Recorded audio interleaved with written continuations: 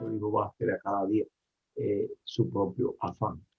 Y traigo para ustedes una pequeña reflexión que la podríamos titular Señor, sálvanos que perecemos. El título está en la Biblia. Si nosotros buscamos en el Evangelio según San Mateo, capítulo 8, versículo 25, ahí desde el 23, dice, entró él. ¿Quién es ese él que entró en la barca? Entró él en la barca y sus discípulos lo siguieron. ¿De quién está hablando? De Jesús. Está hablando de Jesús, muy bien. Entonces, lo bonito es que Jesús entró en la barca y sus discípulos lo siguieron. Entonces todo estaba bien. Si todo estaba bien, ¿por qué suceden cosas negativas? Si estamos siguiendo a Jesús, ¿todavía pasan cosas negativas? ¿O es que cuando seguimos a Jesús, todo es tan lindo y no va a pasar nada negativo? Pero dice aquí, entró él en la barca. Eso es lo lindo, ¿no? Que la primera persona que entró en la barca fue Jesús. Sus discípulos lo siguieron. Yo no veo nada aquí que esté fuera de lugar. Pero el versículo 24 desacopla con el primer versículo, porque dice, y se levantó en el mar una tempestad tan grande que las olas cubrían la barca. ¿A usted le gustaría estar en una pequeña embarcación? Cuando estaba ahí en el mar de Galilea, se ve como un lago, pero para ahogarse no hace falta más que un cubo de agua, ¿verdad? Hay agua suficiente como para que se hubieran ahogado, no digo yo los discípulos, muchos más, ¿verdad? El lago de Galilea, que le llamaban mar, aquellos hombres que no habían hecho esos viajes, así como a tal de ustedes, por el Pacífico y por el Atlántico, ellos le llamaban mar a aquel lago, pero de allí venía el río Jordán desde el monte Hermón bajando y descendiendo, y entonces las colinas se precipitaban algunos vientos fuertes que repentinamente formaban unas tormentas que eran peligrosas, especialmente para aquellas embarcaciones del siglo I, unas pequeñas barcas donde eh, Jesús y los discípulos tenían que acomodarse muy bien para poder ir. Pero dice aquí, en medio de la tormenta, él dormía. ¿Quién es ese que dormía en medio de la tormenta? Hay algunos que no pueden casi ni dormir sin tormenta. Pero ¿por qué Jesús dormía en medio de una tormenta? Hay en la Biblia dos personajes que yo he encontrado que dormían en medio de la tormenta, pero por razones muy diferentes. ¿Alguien se acuerda quién dormía en medio de la tormenta aparte de Jesús? ¿No se acuerdan de nadie? Jonás. Jonás.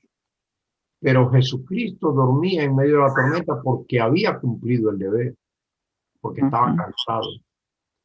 Pero Jonás dormía en medio de la tormenta porque huía de Dios, porque no había cumplido el deber y estaba tratando de esconderse.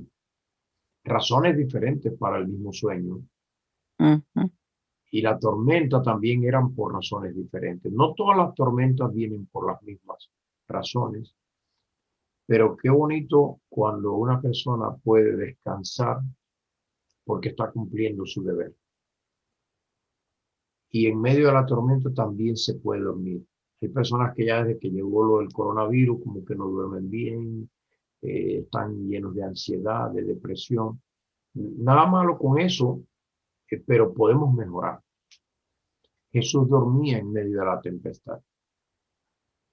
Sus discípulos se acercaron y lo despertaron diciendo, Señor, sálvanos, que perecemos. Esto debe haber sido un grito desesperante. Tal vez no lo estoy diciendo bien. Aquí viene con signo de exclamación, Señor, sálvanos, que perecemos. La palabra más linda es la palabra Señor, Kyrios en griego, porque representa la palabra que el emperador se estaba queriendo hacer llamar porque se consideraba Dios. Y Jesucristo, al llamársele Kyrios, que es lo mismo del Antiguo Testamento que Adonai, Era el término aplicado a Dios. Sálvanos. Ellos tenían un concepto claro de Jesús. Sabían que Jesús les podía salvar. ¿Quién es el único que puede salvar? Sino Dios. Y me gusta la oración de ellos de 4 palabras, pero claro, indica también un desespero, porque dice que perecemos. Y las 2 palabras, la más positiva y la más negativa, las pusieron juntas en la misma oración. A veces estamos pidiendo a Dios algo muy lindo, pero la manera como lo pedimos indica que estamos frustrados, ¿verdad? Que estamos en un túnel. Porque sálvanos que perecemos. Es decir, la presencia de Jesús, aún en la presencia de Jesús, ellos sentían que estaban pereciendo en lo que Jesús dormía. Y la palabra soso en griego es salvación, sálvanos. Qué bonita palabra, ¿verdad? Porque de eso se trata la Biblia, del plan de salvación. Ahora, si nosotros lo buscamos en Mateo, en Lucas, dice, maestro, maestro, que perecemos. Y ni siquiera dijeron sálvanos. Y Marcos son 3 versiones diferentes que se da porque los seres humanos no responden iguales ante las crisis. Y si eran 12 que iban allí, tal vez uno dijo, maestro, maestro, que perecemos, otro pudo haber dicho, Señor, sálvanos, que perecemos, y cada uno de ellos indica un nivel de frustración, porque los que dijeron, maestro, maestro, ni siquiera reconocieron a Jesús como Dios, sino solo como un maestro, alguien que sabe más que yo, y le estoy contando que voy a perecer. Hay personas que no ven salvación por ningún lado. Hay otros que le llaman Dios y ven salvación, pero todavía sienten que están pereciendo. Y hay otros, en Marcos 4, a ver cómo es que lo dice Marcos, del 35 al 41. Maestro, ¿no tienes cuidado que perecemos? Marcos lo pone en forma de pregunta. ¡Wow! ¿Qué quiere decir? Que le echaron la culpa a Jesús de lo que estaba pasando. ¿Cuántas veces le echamos la culpa a Jesús de las cosas que pasan? Aún su mamá, que bueno, yo respeto mucho otras religiones, ¿no? Pero los católicos piensan que María era inmaculada y después de haber perdido a Jesús por 3 días le dice, ¿por qué nos has hecho así? ¿A quién culpabilizó? A Jesús, después de haber perdido a su hijo por 3 días, que aquí en los Estados Unidos María habría ido a la corte y le habrían quitado al niño Jesús. Y todavía cuando lo encuentra le dice, ¿por qué nos hiciste así? Entonces los seres humanos tendemos a sentirnos perdidos, muchas veces reaccionamos de diferentes maneras frente a las crisis y muchas veces culpabilizamos a Jesús. Otras veces no vemos esperanza por ningún lado, frente a un cáncer, frente a la muerte, cuando nos vienen las circunstancias difíciles. ¿Cuántas personas de nuestros seres queridos tal vez han pasado al descanso ahora en medio de esta pandemia? Pero todo esto debería acercarnos a Jesús con una seguridad de salvación, aún en medio de la tormenta. Porque la Biblia nunca nos dijo que no moriríamos, al contrario, dijo, los que viven saben que han de morir. Pero dice, el que tiene al Hijo tiene la vida, y la vida en Cristo es la vida eterna.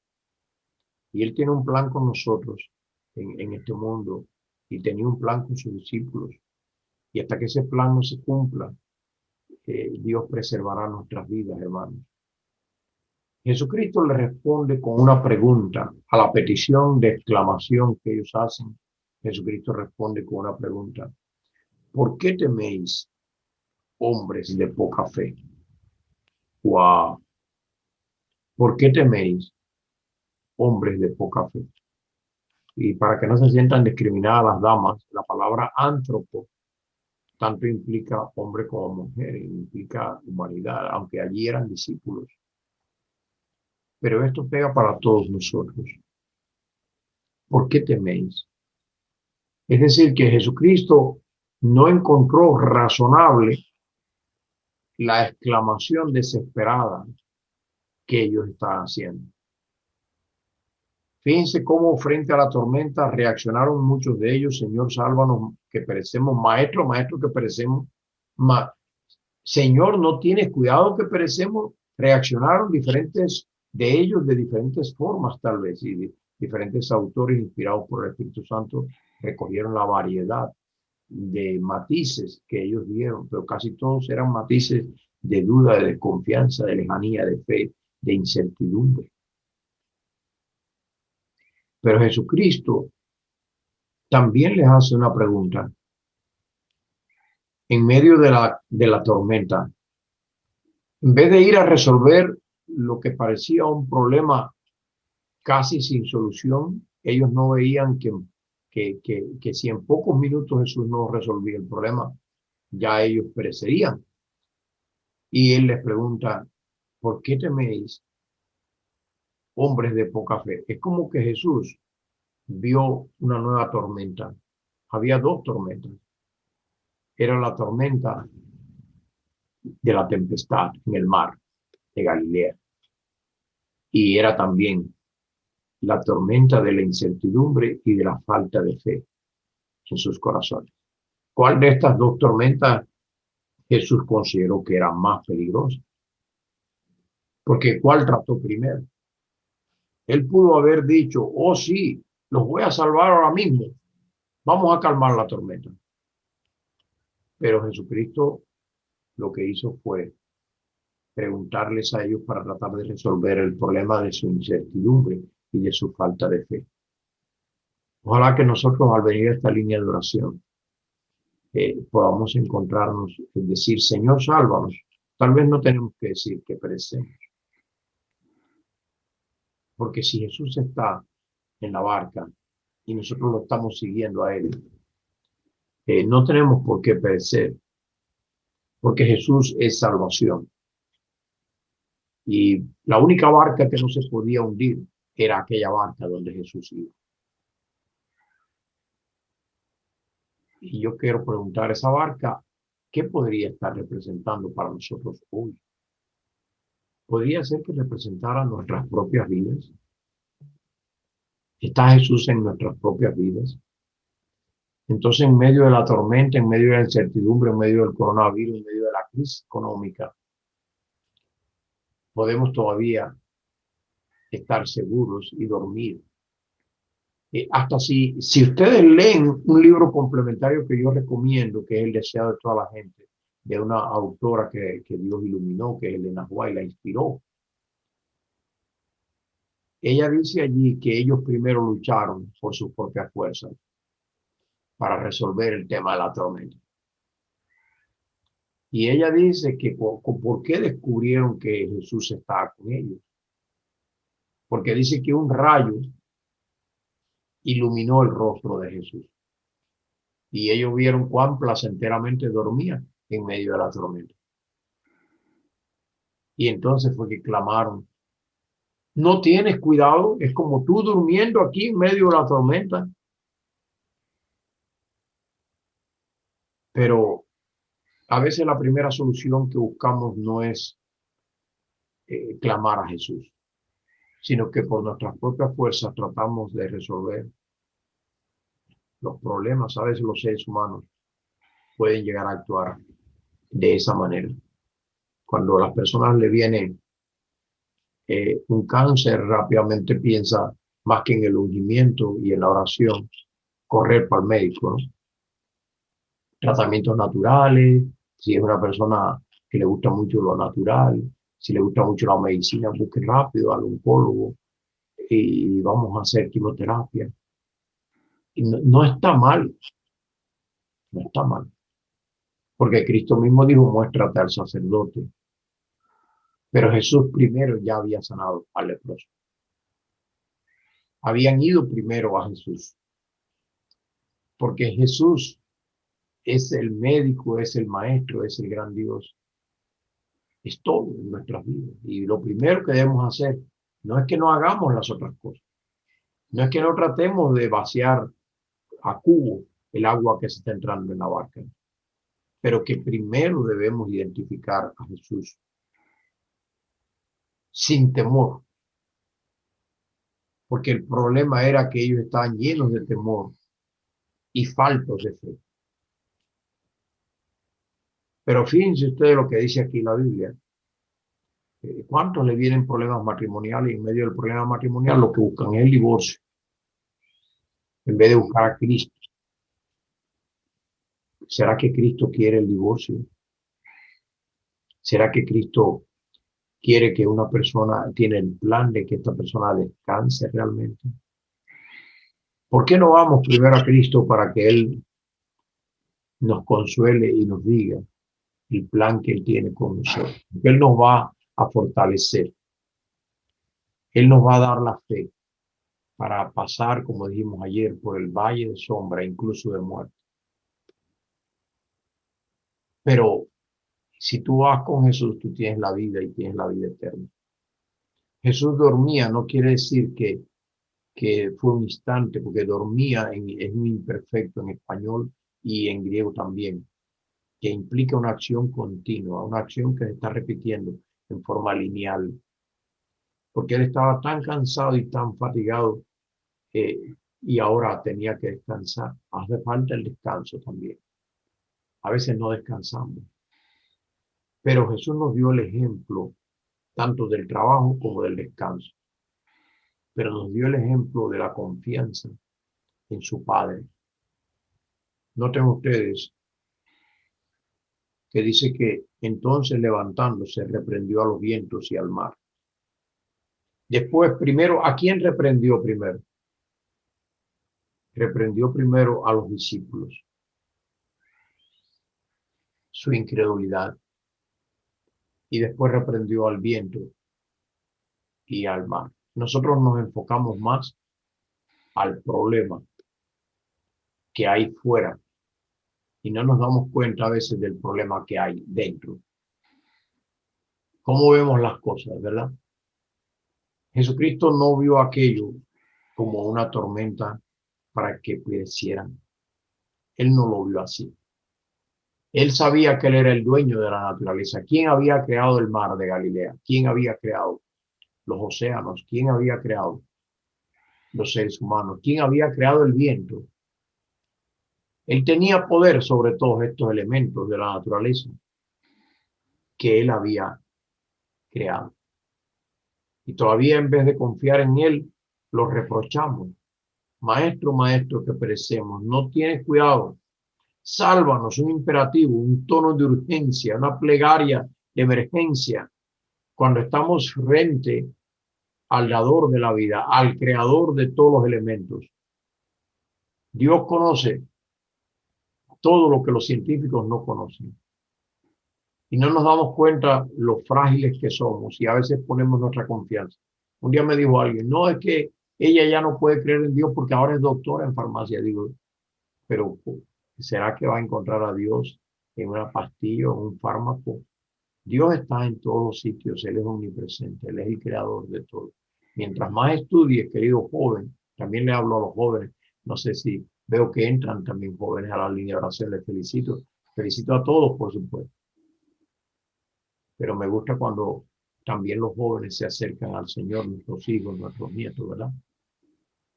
Todos debemos acercarnos al Señor, no importa la edad que tengamos, pero acercarnos frente al Creador, no solo Salvador, sino Creador, porque Él es nuestro Salvador, porque Él crea vida, y la salvación es vida. Él crea vida, tanto vida física como tanto vida espiritual, como vida intelectual. En todas las áreas, el éxito que yo he tenido en esta vida se lo atribuyo totalmente a Dios.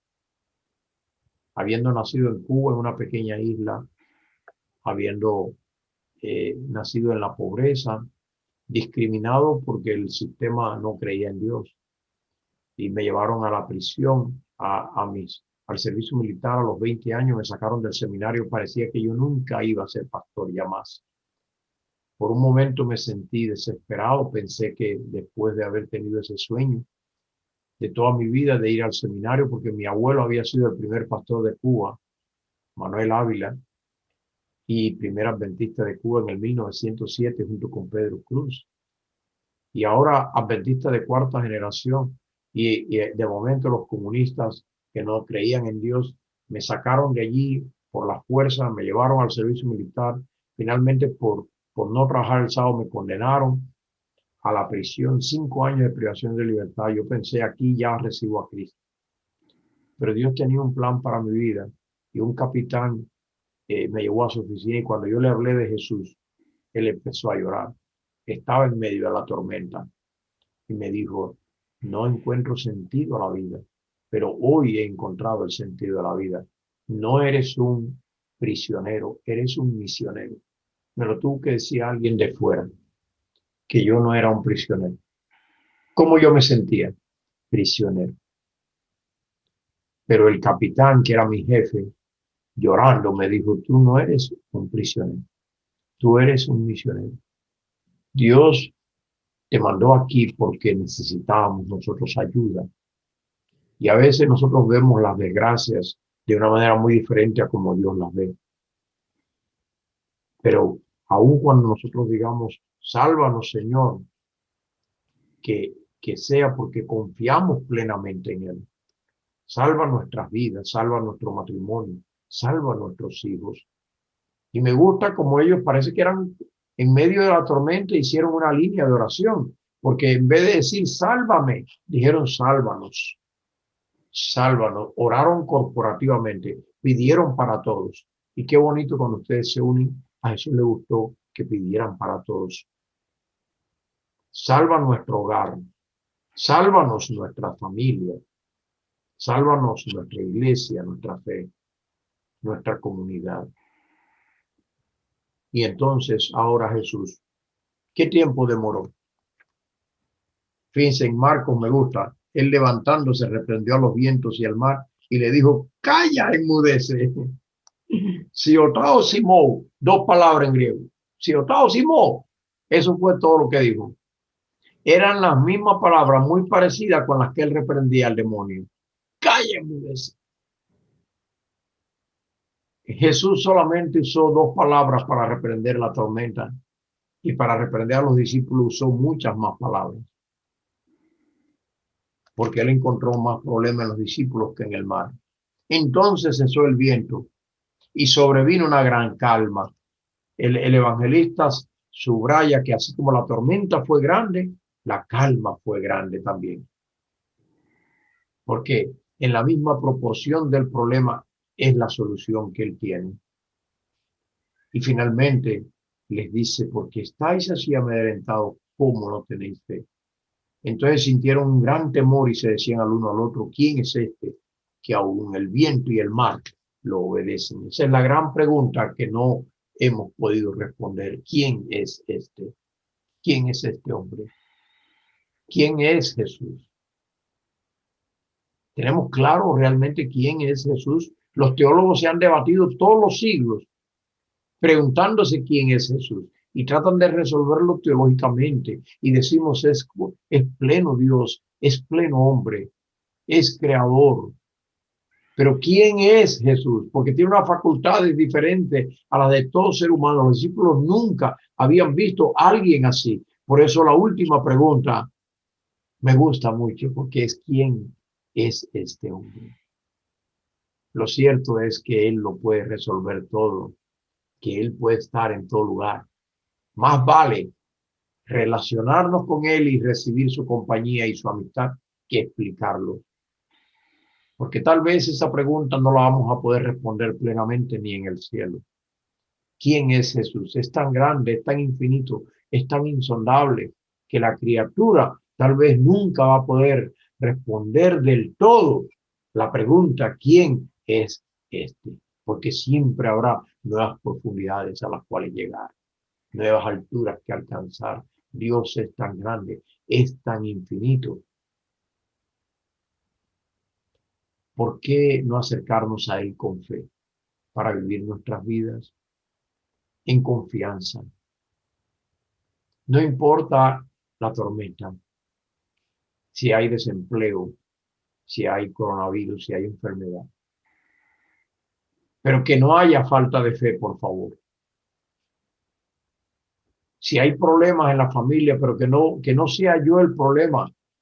O que, bueno, vamos a decir, a mí no me gusta decir que soy el problema, porque el problema nunca soy yo. Lo termino pensando así, pero Dios no nos creó con un problema. ¿Te creó Dios con un problema? Dios no te creó con un problema. Hay que separar el problema de nosotros, porque la fe resuelve los problemas. Cristo resuelve los problemas. La fe es tan solo el instrumento. Que Dios te bendiga en esta mañana, mi querido hermano, mi querida hermana. Y recuerda que Jesús está durmiendo aparentemente, pero Jesús dormido sabe más que nosotros despiertos. Y nosotros debemos confiar en ese Cristo humano que duerme porque se cansa, pero es el Cristo divino que lo puede todo. Nos dio el ejemplo, ocupó nuestro lugar y por eso se cansó. Hasta cargó con nuestro pecado en la cruz. Pleno humano. Lloró, pero también dijo, Lázaro, sal fuera. ¿Y por qué dijo Lázaro? He estado allí junto a esa tumba. He entrado allí, porque allí cabían más cuerpos. Allí no solo estaba Lázaro, era una tumba familiar. Pero si él no llega a decir Lázaro, salen todos. Pero ahora era uno nada más. Pero cuando él venga, serán todos los seres queridos que hemos perdido. Podemos tener confianza en Jesús. Que Dios te bendiga. Si Jesús está en la barca, si Él entró en la barca, síguele. Pero síguele diferente a los discípulos. Síguele con fe. Y ojalá que con mucha fe, que el Señor te aumente esa fe y te bendiga. Amén. Amén, pastor. Muchas gracias. Amén. Amén, amén. Muchas gracias, pastor. ¿Podría tener la última palabra de oración? Vamos a orar. Padre querido, que también nosotros, como aquellos discípulos, reaccionamos pidiéndote la salvación, reconociéndote. No siempre te reconocemos en todo lo que eres, tal vez porque no entendemos todo, pero también es por nuestra incertidumbre y falta de fe. Quisiéramos en esta mañana pedirte que tú aumentes nuestra fe. Los discípulos un día lo hicieron, para poder entender quién tú eres, Señor. Y aunque del todo no lo entendamos, que podamos confiar en que estando tú en la barca y estando tú presente, la tormenta ya no nos da miedo, Señor. Que no estemos amedrentados, Amén. que no estemos desesperados, que no vivamos en el temor, que vivamos en tu presencia, en la confianza, que disfrutemos de tu compañía, porque esta barca que es nuestra vida, esta barca que es nuestra iglesia, esta barca que es nuestro mundo, no está a la deriva, Señor. Tú tienes un plan con esta barca. Tú sabías para dónde iban, Señor. Y finalmente tú nos vas a llevar a seguro puerto. De nuevo te pedimos que nos perdones nuestra falta de fe y que nos aumentes nuestra fe. Si hay un hermano que está rompiendo su matrimonio, ayúdale para que siga realmente tu camino. Si hay una familia que está realmente desesperada, ayúdale en este momento. Si hay familias que están enfermas, sánalo, Señor. Si tú tienes un plan diferente, muéstralo y prepáranos, Señor. Si alguien no tiene trabajo, ayúdale, porque solo con una palabra tú resuelves el problema, Señor. Que tú eres el dueño de todo lo que hay en este mundo, menos del pecado. Resuélvelo, Señor. Perdónanos y quédate en cada corazón. Por Cristo lo pedimos. Amén.